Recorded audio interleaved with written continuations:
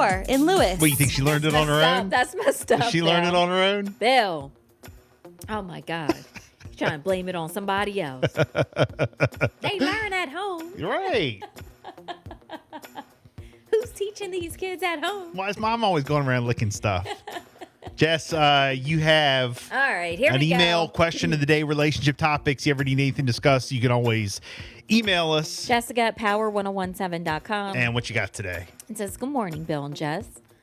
I'm in a situation. My girlfriend and I, we broke up. It did happen a few months ago. She has some deep insecurities and past trauma from her ex. And after a few months with minimum contact, she came back. And she left me due to insecurities. And upon talking about it, we did go back and forth, but we agreed and we discussed many things, and we were entertaining the idea on getting back together, but setting some boundaries. Okay. Well, when I was asleep, she took my phone, she broke into it, and she was searching to find details of anything when we were separated. Now, we discussed prior that, okay, anything that was done when we were separated is just, in the past. It's not anyone's business. We're just going to leave that in the past. And we both made this agreement, and that was that. We'll move forward. I said, fine. You went through my phone. You went through all my privacy. I felt like I was, invaded. But she says, all right, well, you can't look at mine. I tell her, I want to see your phone. She was very scared, angry, and almost like defensive. So it was on the bed. So I grabbed it. Wait a minute. And when I grabbed her phone, I opened it up. There was a message on Instagram. And then I went over to her Facebook in the search, and I could see male names. And I could scroll down and see who she's been looking up.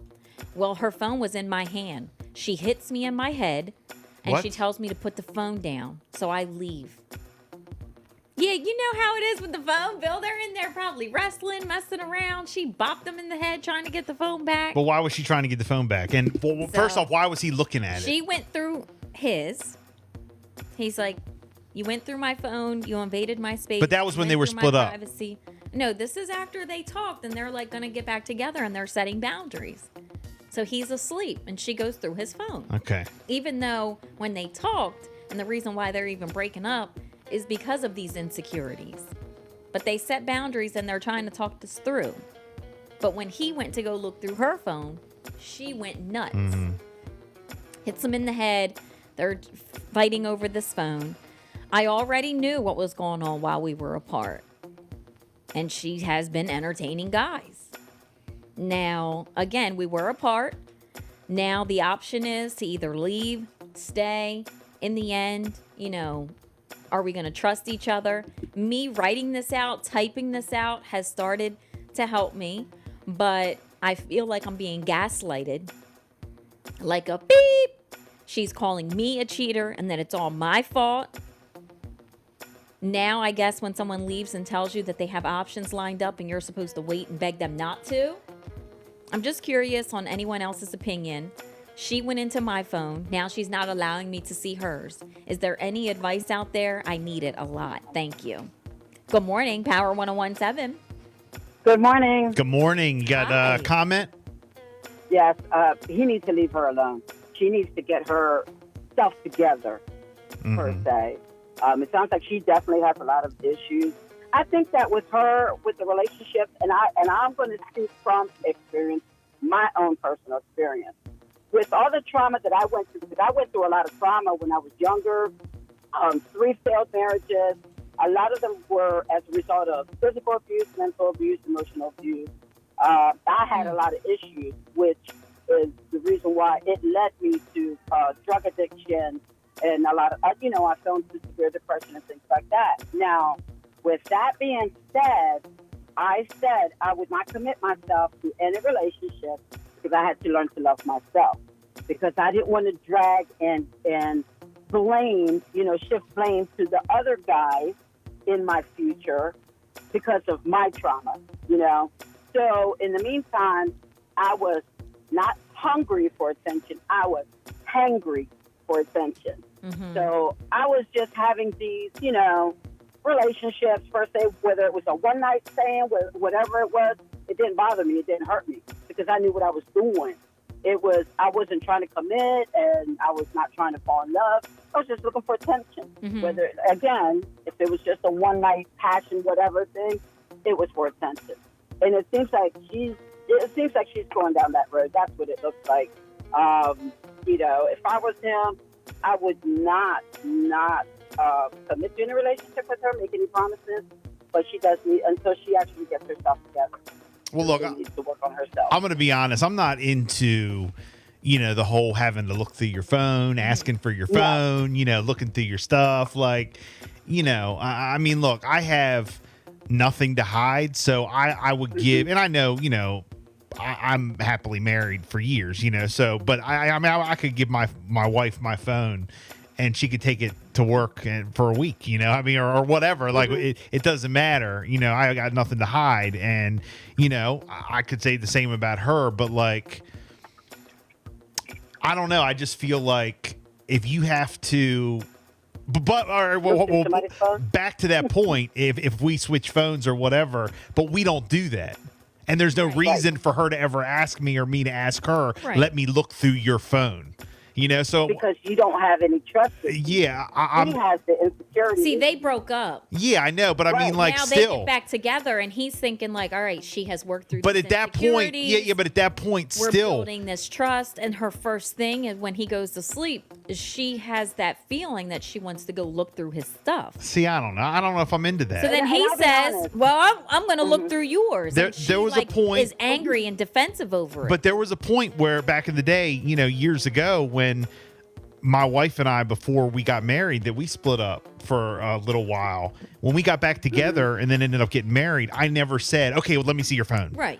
And she never said that to me either. You know what I'm saying? Like, I'm not into that. Like, if I can't trust you, if I have to ask you for your phone, or if you have to ask me for my phone, then it's not even worth this. That's the worst feeling. You know what I'm saying? Like, it is. Like, I'm not into all I would that. have done. It'll eat you what up. I would have done if I was in his shoes, I would have just been the better man and just said, as opposed to him taking the phone, I get it. Sometimes we have that reaction.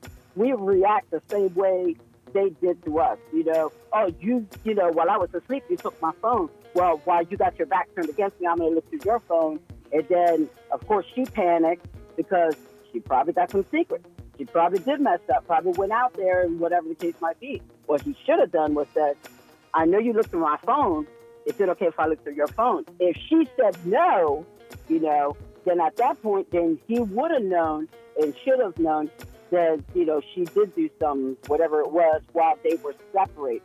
And at that point, that's when you would have, I would have said, okay, it looks like you obviously still have some insecurity issues. Why would you look through my phone? Why couldn't you just ask me? I really would not want to take her back, talk about it and actually end it on good terms.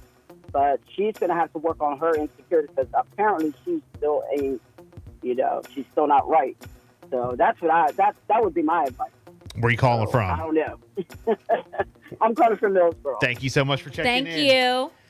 Let's see, 359. Drop the witch and find a good girl with no problems. Ernie. Drop the witch. 352. He should dump her because she's just stupid. Well, we're not going to do name calling here. And then how dumb is she? Why didn't she just delete all the crap off her phone?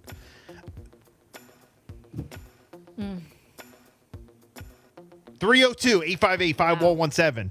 You want to comment? Question of the day. Yeah, I'm just not into the whole looking through somebody's phone. If I got to look through your phone, then we're not. It's not worth it. The whole relationship. Yeah. To have that feeling, thinking, wondering what's going on, it's really because basically what you're saying to the other person is, I don't trust you. Show me the receipts. Show me your phone. Yeah. I'm basically saying I don't believe what you're telling me. I need to look for myself. And that's not worth it. I mean, and she hasn't. I mean, I know that they've decided, okay, let's try to get back together, and you've worked through your insecurities from past trauma with your ex. But if this is already starting, then they haven't worked on anything. Yeah. So.